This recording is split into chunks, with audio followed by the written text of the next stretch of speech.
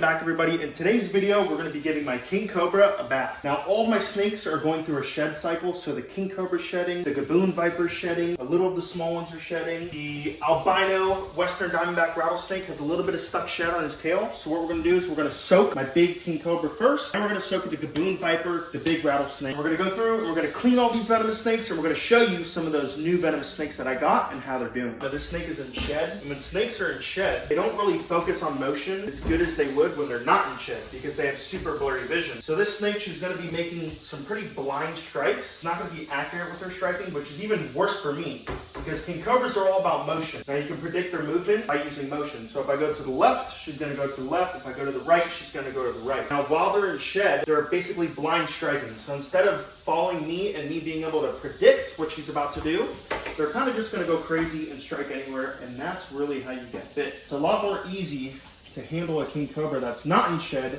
than a King Cobra or any snake that is in shed. They're just a lot more unpredictable. The slower and more methodical you are with her, the slower and more methodical she's going to be with you. So when I hook her, I'm just trying to be very, very careful. I don't really want to piss her off. Once I piss this snake off, it's a whole different ball game. But right now, she's not too bad. We got a gator skull in the way. Gotta be careful because these King Cobras are lightning fast and they close ground quick. So if she wants to, move 4 or 5 feet forward, she's going to do it in a split of a second. Really got to get the end of her tail. Once I have the end of her tail, I'm good. So right now I'm in a pretty good spot. Just going to try to get her front half out. And we're going to switch this long hook for a double hook. That way we're going to get her some more support. So we use a long hook basically just to get a hold of her.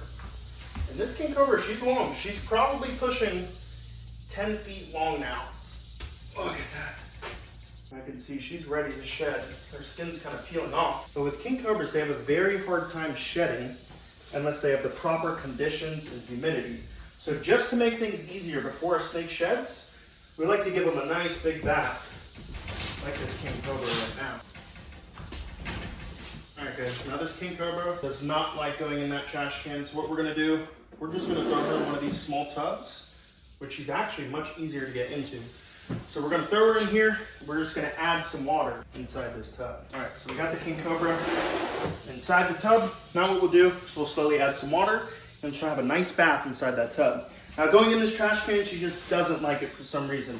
Maybe because the circumference is too small, but she feels much more comfortable going in these little tubs. So what we'll do is we'll throw the Gaboon Viper in here to soak, while the King Cobra is in here soaking. 2 watering containers should be more than enough to soak this King Cobra. What that's going to do, it's going to create a lot of humidity too. And that humidity is going to soak into her skin and it's going to help her shed. All right guys, we just cleaned the King Cobra's enclosure. And man, let me tell you what, those King Cobras are dirty. When they go poop like dogs. Massive, massive. Now over here we have the Gaboon Viper. Now as you guys know from the last video, we sold the female. And we just kept this monster male. Right now I'm going to pull out this monster male. I'm going to show you how light he is, how I know he's going to shed with that blue over his eyes, and tell you when the last time he shed, which is a super long time ago. This right here is the Gaboon Viper. Now this right here is as big as they get. Now for a male, this is an absolute adult. I wouldn't be surprised if this animal is 10, maybe even 15 years old. He was actually an import from Africa.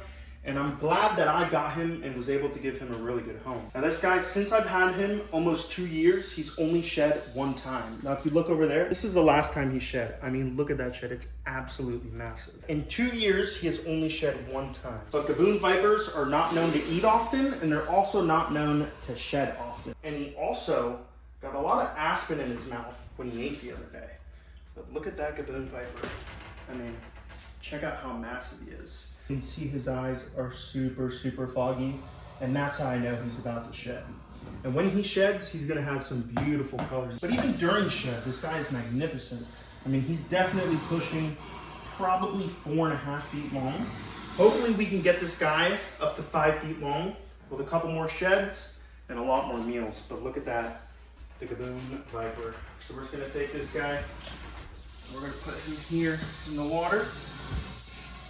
And hopefully that water will help him get some of that aspen out of his mouth and help him with the shed. Woo, do you hear that, guys? That is a loud Gaboon Viper. All right, so let's get to cleaning his cage. Once we're done cleaning his cage, we'll pull out the King Cobra and we'll move on to my massive albino Western Diamondback Rattlesnake. Now the King Cobra has been soaking for about 20, maybe 25 minutes. So I think it's time to pull her out. Now a quick tip and trick.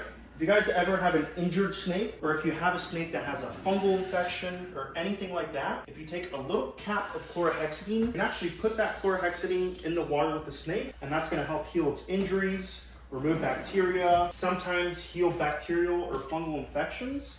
And the same thing goes for crocodiles. So if you ever have an injured crocodile, and let's say it's in a 300-gallon tub, just take a little cap of chlorhexidine, pour it right in there, and the animal should heal better.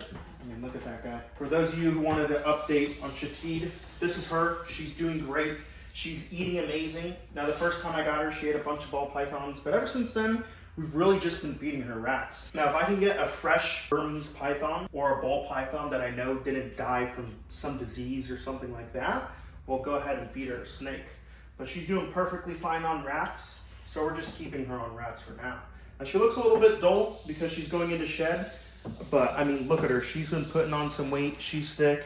And if you look at her skin right here, that's her true color. That super light beige, Malayan King Cobra color. And man, are her colors popping. Now with every shed, those scars on the back of her neck are healing nicely. And this snake is doing absolutely great. I mean, just look how thick she is. She's about as thick as my arm. But she had a nice soak. Her entire body is wet.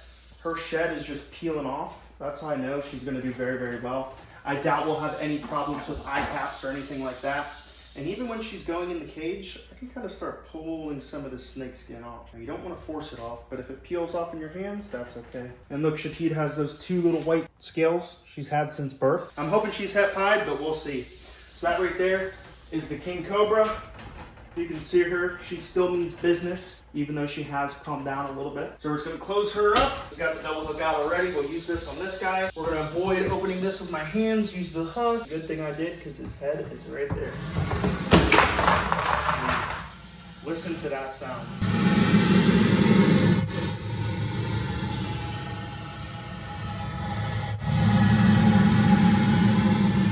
Woo. Now is that a cool sound or what? I just love Gaboon Vipers. From their thick body, the way they hiss, the way they move across the floor, Gaboon Vipers are just all around an awesome species. Hence the reason why they are one of the most common snakes in the venomous snake hobby. You kind of just let him crawl out on his own. Give him a little bit of support. Check out that big old Gaboon. Beautiful clean cage, clean water for this guy. And in our next video, I think we're gonna go ahead and we're gonna give these guys some Safeguard. So if you don't know what Safeguard is, it's a deworming solution. Now I haven't seen any worms on these snakes, so we're just gonna give it to them just in case. Safeguard is completely healthy dewormer. Your dogs can have it. You can even drink some Safeguard, you'll be perfectly fine. So we're just gonna go ahead, just to be safe, we're gonna deworm all these snakes. In case some snakes have it, it's actually not too big of a deal. Most wild snakes have worms, but I don't want them in my collection. So we're gonna deworm everything in our next video. That right there is how you bathe a Gaboon Viper and how you bathe a King Cobra. All right, there we go. That should be enough for our Western Diamondback rattlesnake, some good old well water, but I wanna show you guys the outside of the snake building. So if you pan over here, you'll see some new stuff we did to our snake room. We added some greenery on the outside. We added this eucalyptus roof on top, and we did the same thing with our croc enclosure. And if you look over here, we actually put eucalyptus all over this cage. We did synthetic thatch on this enclosure. I mean, we did eucalyptus on our little tortoise run, underneath these little railings, everywhere. So big shout out to Safari Thatch for hooking us up with all this eucalyptus. All right guys, now back into the snake room. So let's go ahead, we'll pull out this big Western I've been talking about. Now you can soak your snakes right before a shed, and you can even soak them after. If they have a little stuck shed on their rattle, if they have a stuffed eye cap, soaking them after is a really good idea just to loosen up that skin. Now this guy, we already got to get him out. We got to clean his enclosure. So we're just going to toss him in some water. He doesn't have to sit as long. We really just want him in there for about 5-10 minutes. That way that can loosen the skin on his rattle. And I actually could just pull it off with some tongs. Oh, he just took a bite at the phone. Look at the venom he just poured out on that phone.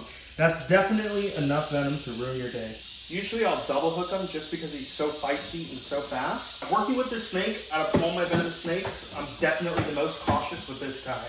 Hands down, even though he's not the most venomous, He's definitely the most aggressive or defensive, whatever you want to call it. But this guy is most likely to bite you out of any venomous snake in my collection. Get him on a nice double hook. I mean, look at that rattlesnake. He's a huge one too. Let's pop him in there.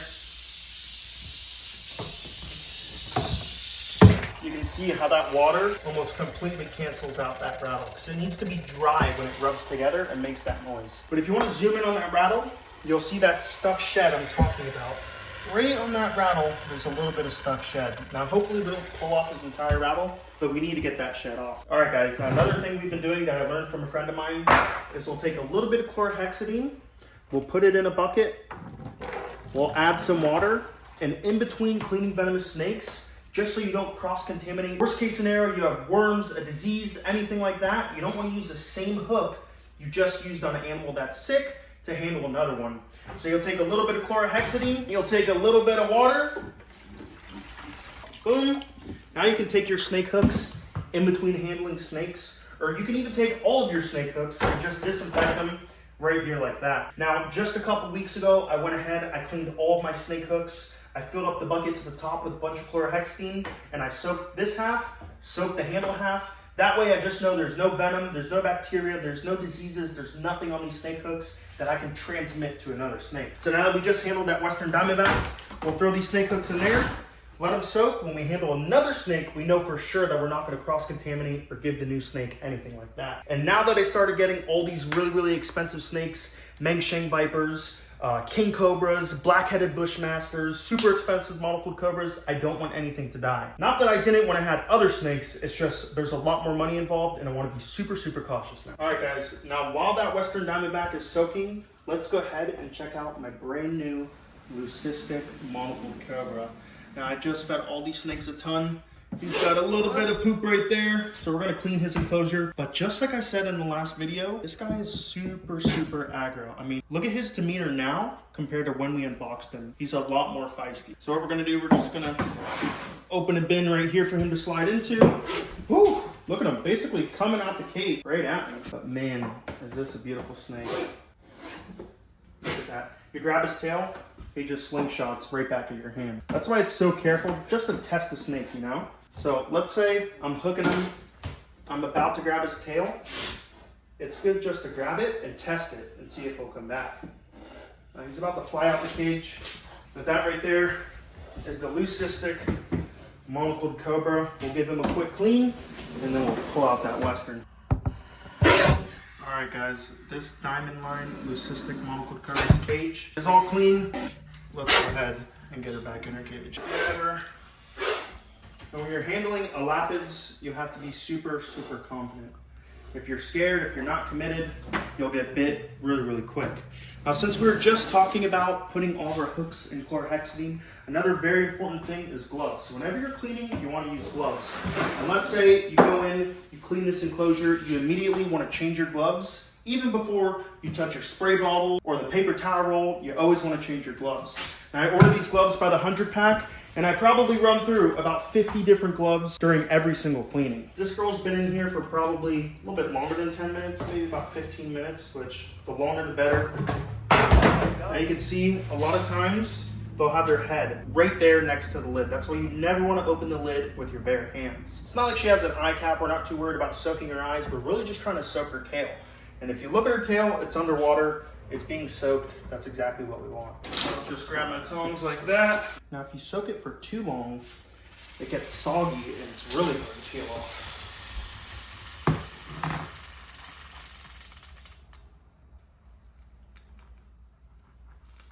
There we go. Nice.